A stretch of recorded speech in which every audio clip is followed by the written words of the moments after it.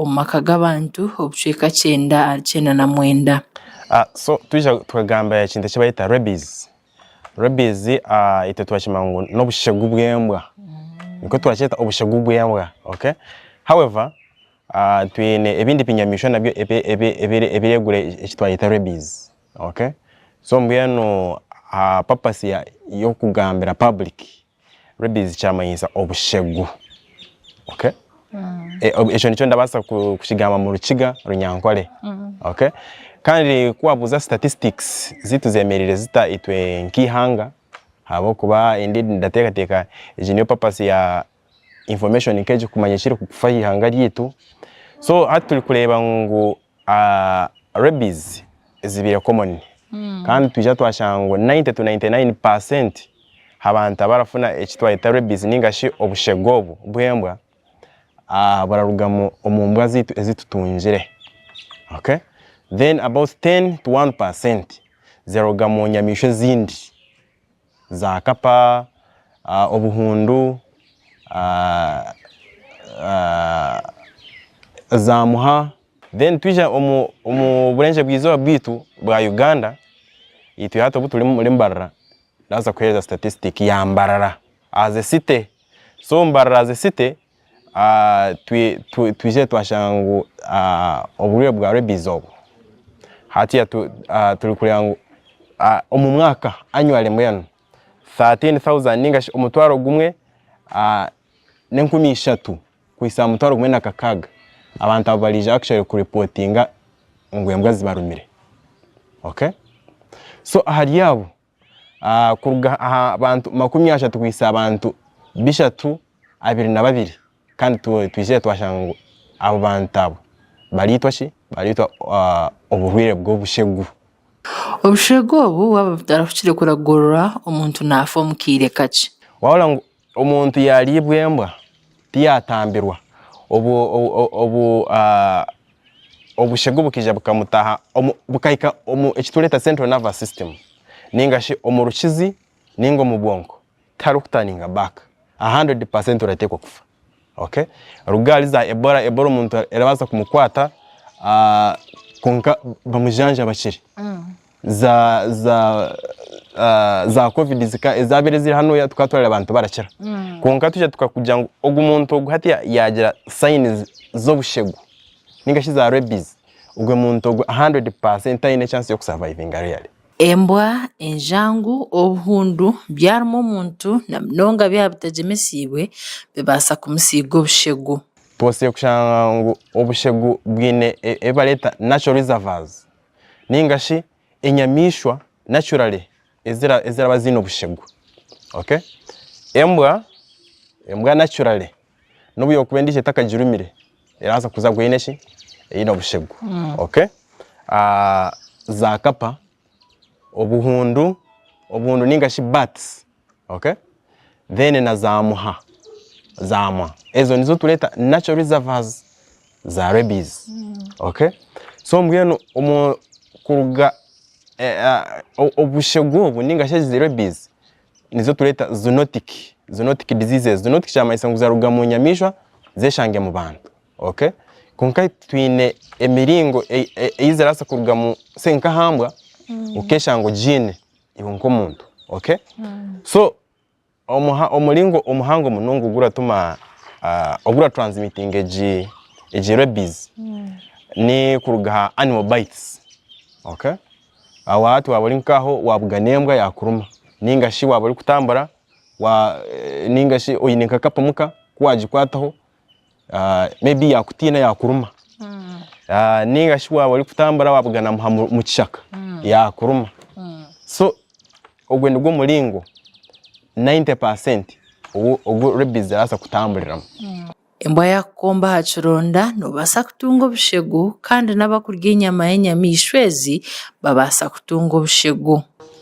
Katuje ngo oyine nkechironda ha mubiri gwawe embwa je yatandika kukurigaso haza ine rabies hato ejo rabies enda kuruga ha machwante gembwa ikakushanga kae iyije ikaguha chironda cyawe hata ikatandika kutambara, okay? Twine yo communities ezira genyamisho Okay, ndabona ngo side za Congo twini abantu baragembwa barajya za kapa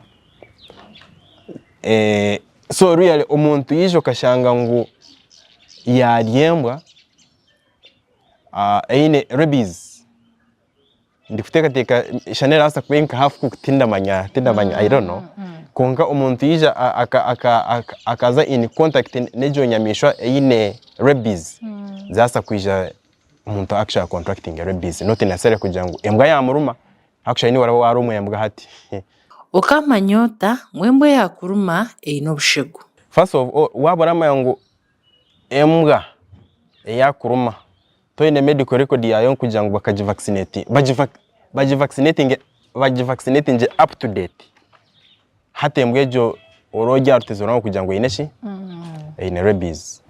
Okay, konkati katujengu waburiyaho utwira orarebe embwa ziratambara byasije yakuruma no kutari kugira ngo orenda kubanza waronda mukama wawe ngo akwereke kipande. Okay, so embwa izatandika kutambara kuwandaringa anyhow izolijo kabona izituleta stray dogs waruga hano yoli kutambara mu kiyanja ningashi umutawuni wabona membwa izo mbwezo actually zirazi giharutezo kugira ngo zegwire rabies habo kubembwe no mesheme kwedyo muka. Okay, konkezo ezorabona streets musterekereza asa kwa zine rabies so hati ezo mbwibiri iyo lije kamera erabaho ikakuruma utaje provoke injire hate je mbwejo musterekere asa kwa ineshi irabaza kwa ino bushegu abo kuba naturally toshe animals ningashi nabantu nitwe you shouldn't attack anyone unless you have a problem. Okay, aha, so hino bwurijo kashangu hinembwa irije ke isolating eka yaiza kwe isolating ukarebe tarasa kugenda nezindi kajo inenke zindi embwa ije yayeteka nkahantu tenda ku ngenu kunywana nezindi hate jombwejo irabasa kubiki ine rabies. Embwa yakuruma ninge nyamishwe ndijo oine kwirukangira ahirwaru iwe mbwa yakuruma for as long as toli sure obaji vaccinating kandi umuntu asheme kwereza kipande kwereka abo kwa embwa twine tusheme kwa turazi vaccinating every after 1 year. So hati wijo kashango embwa ekesheme ku vaccinating kwa mukaga hatuli kuza mu kwa 8 hati je embwa actually turajibana nketa vaccinating jere. Okay, so embwa yakuruma provided to in up to date information erereka ngo ejemire olete ngo obujanja wija tukuvaccinatinga nka wija facility nka Haro Mission Hospital because we have the vaccine. We give you a vaccine nka kari ka shot kamwe nka shot nubwa shots bushatu konka tutambuza accordingly 1 2 3 nko kuba kushobora bashaho dene cha kandi abantu bo mbagera ngo embwa yakuruma oteke onka kabare no izokera konka community nko kwegamba konka two kukiri warumwa embwa okarumwa akahundu okarumwa nkakapankejo oshemewe kwirukanga ahirwaro bakakuhereza vaccine ejo ya rabies. Dr. Magezi Ronald nashobora ibyo muntu ayine gukora yarumwembwa ishahejo embwa yakuruma oshemewe kwata mizi agarukutambura ningashoka zanka hatapu amizi gatarugo mbafu ukateko mbafu ninga nko muntu akafuna jirikana akagumana kushera ukafuna sabuni yawe ukozya ekirondecho kumarida chikake 15 ukozya ekirondecho tingumanyiza ngo kwatenga brush ninga chebari utanu kuchikuruti apana no basakolesa kintu kiri soft munonga utakakora mo harm than good ukashanga kandi akaronda kakarikache wacheta cyaba cyangwa bo kuchikuta ucoze kumarida chikake 15 kora bare kucozya umuntu ogwo konkota kabize kirondecho nchinchindo bazo making sure ngo embwe yamuruma terwaho because no basa kuja koje umuntu egarike koreki ekukwate no basa kumega sure ngo terwa because first aid yo no kugihereza umuntu akuba nakoreza first aid no ine kwerinda first utakadinza rugo yarumu rero bamara koze kirondecho ishonga yo kuba ino kurwa neberyemo teka ho intebe kanisa umege sure ngo wazahirwa rufana ki vaccine baku vaccinating akwana waso tamanye jembo ya kuruma yabe no burwire ninga betakozire ki itabwene Shiyo mprogramu mshawa kandi bari kuba uchitwine ekire kintu gamba ahabushego ubu no buriro bwo kunga kurigirira mshawa kuyatushoborera ubwanyuma yo kuribwa enyamishwa kunka kandi n'ekindi okuhikanana na fluids narishi ebibamberga omnyamishwa na mnongeze zitajemesibwe zikabasa kwa kandi kureba ngo nizusya ombirwa bwahatika tume Dr. Muhomuza yatushobora ubwire bw'obushegu buri kumara omubiri gw'omuntu. Twine ekituleta incubation period ninga shi incubation window. Okay? Ejo incubation window usually mbwenu ubwire bwinje eratwara from 3 weeks to 10 weeks. Okay? That is just the window. However, hinobora shango umuntu yayoreka signs actually on day 10. In short, chije chibiho kare. Okay? So it can be as fast as day 10 from the bite to as long as 1 year. Ubonero bw'omuntu atungira obushegu basa kushana n'endwara zindi bitabasa koraka kumanywa kandi ashahe yahamuheru nubasa kuletera n'omuntu yatandika kumuka.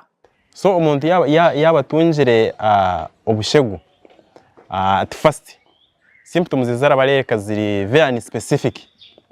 Arabasa kugira umutwe, arabasa kuba wane yagira nko rusenyiga, afune nko muriro. Ngeni symptoms zitari specific ezo ashanga n'omuntu ogwire malaria arabasa kuoleka. Umuntu ogwire pneumonia arabasa kuoleka. Okay? Konka twine zituleta cardinal symptoms. Cardinal symptoms ezo nizo baita neurological symptoms. Umuntu yaza kutandika kuoleka obushegu. Symptoms z'obushegu.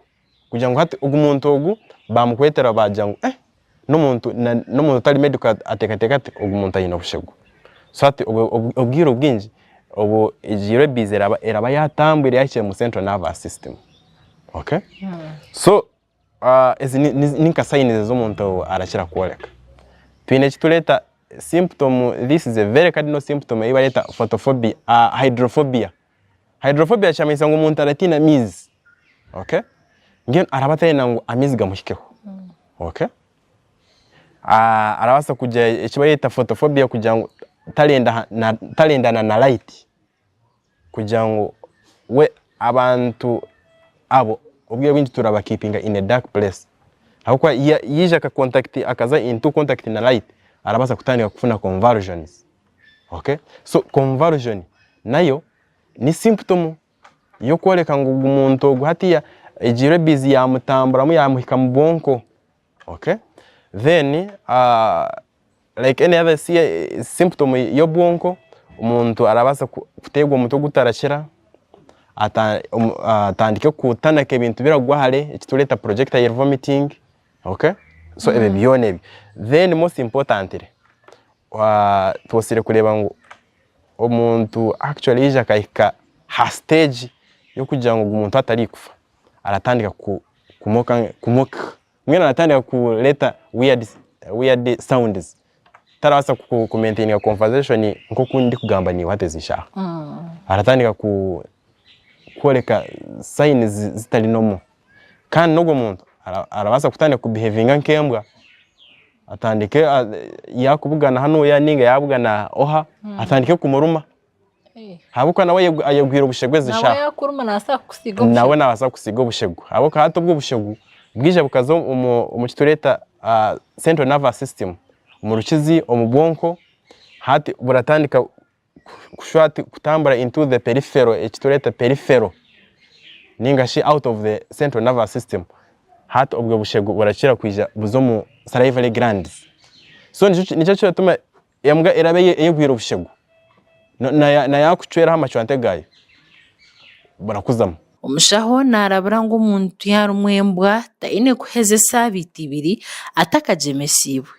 Ideally warumwembwa tiya osheme kukikora taragaza razankaye omwirwaliro konka umuntu actually arabasa ku umuntu yaba yacereriwe even 2 weeks arasa kuja tujeshi tumujeme konka kuko nakugambira ngo symptoms zezo zirasa kutandika before 2 weeks at 10 days. So tuwa watandika ku developing symptoms at 10 days obwire bwinji urashanga obu butwa ninga sho bushego bwashyire mu kitwa yeheza kwete central nervous system kandi twaba twashikira uko bwire bwinji out kamera berimbi. Yes, so mbwenu ideally iwe omuntu oriya kutulire ningo shori kutuleba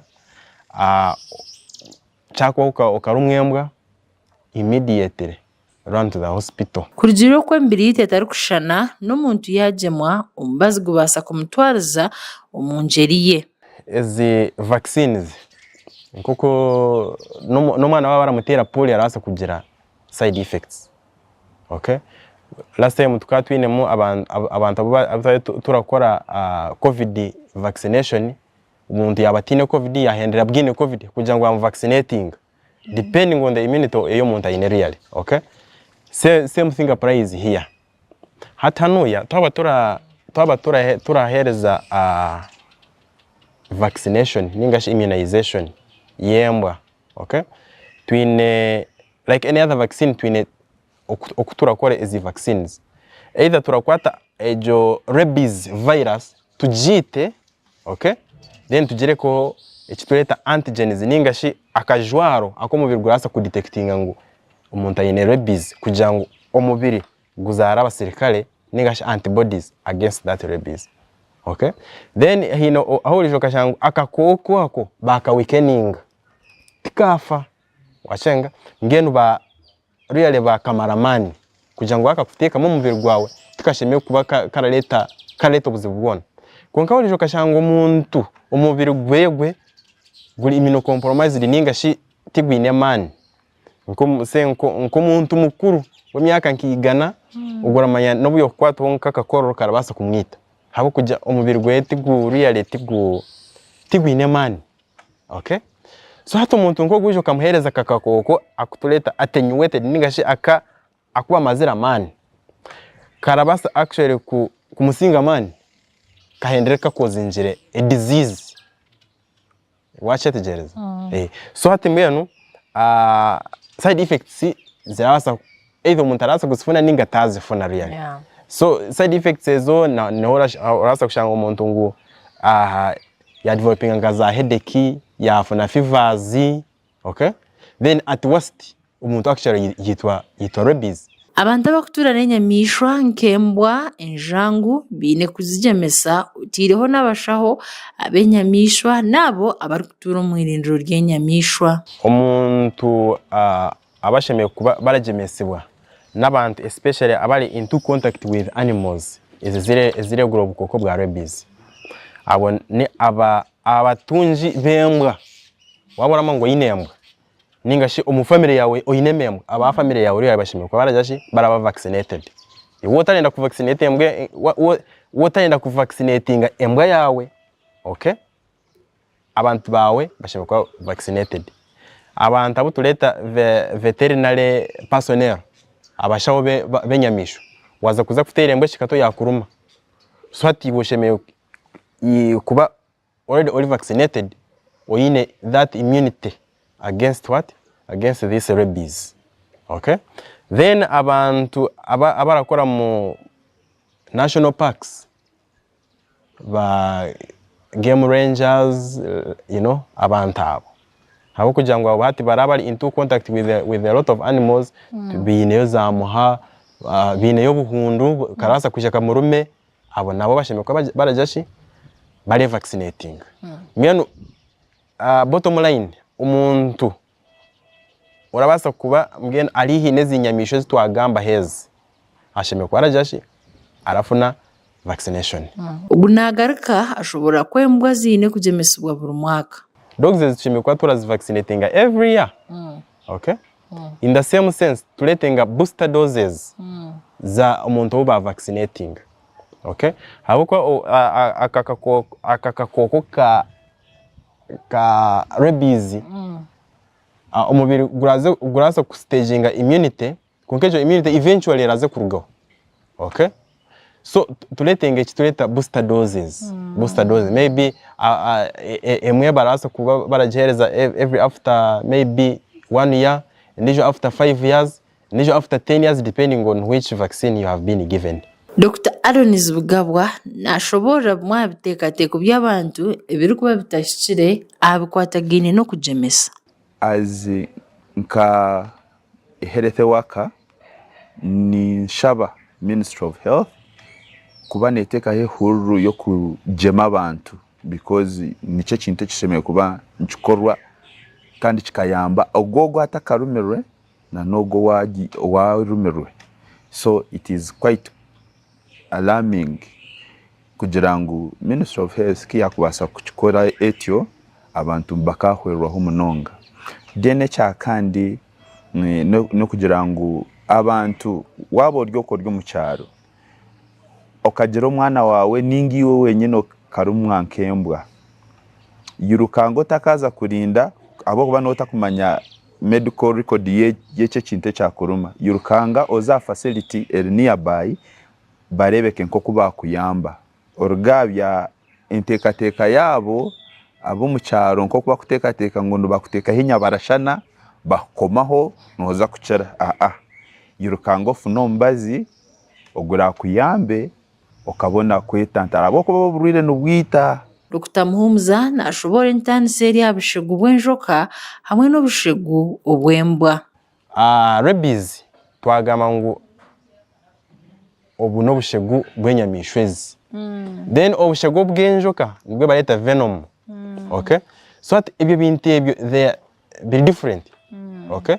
Okwe obushegu bwenjoka bura affectinga tissues ningashi omubiri. Shiri very different. Akwa obwe bushegu bwine enzymes. Ubutwayita rabies bwine kitweta enzymes ningashi enzymes na matema ukunda basa kusheta mu runyankorero kiga. Konka bwine enzymes kugira ngo enjoka eza kuruma tissues ziratandika kuba broken down. Bwije bukaza nko mushagama obushaga red blood cells zawe ningashi blood cells zawe zitandike kwatagurika. Tufune kituleta hemolysis. Okay? So konka obushegu obwana nkeje obwembwa bwebwa specifically bulija bukwate kinte kitwa heza kweta central nervous system. Okay?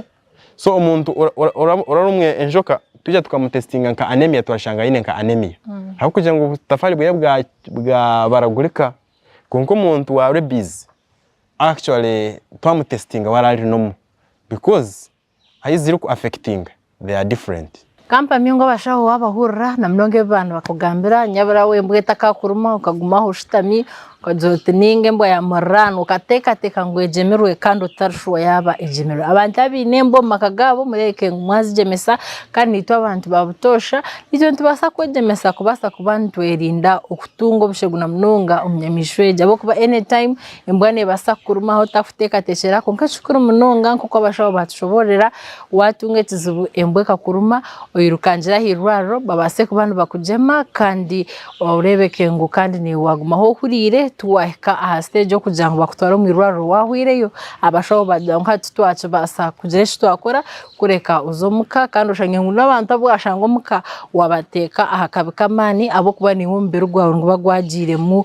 obushegu ngoko mushaho yanatshobora program eji ya mushaho wawe ne kushibwa ishitongere cya National Medical Stores kandi nanyi Olivia Kamsimenye nani jikusiyaho abwekireki oyikirize kwendeze cyo kirungi orare kurungi turebane weekend kwisha program y'umshaho wawe yabane kushibwaho National Medical Stores.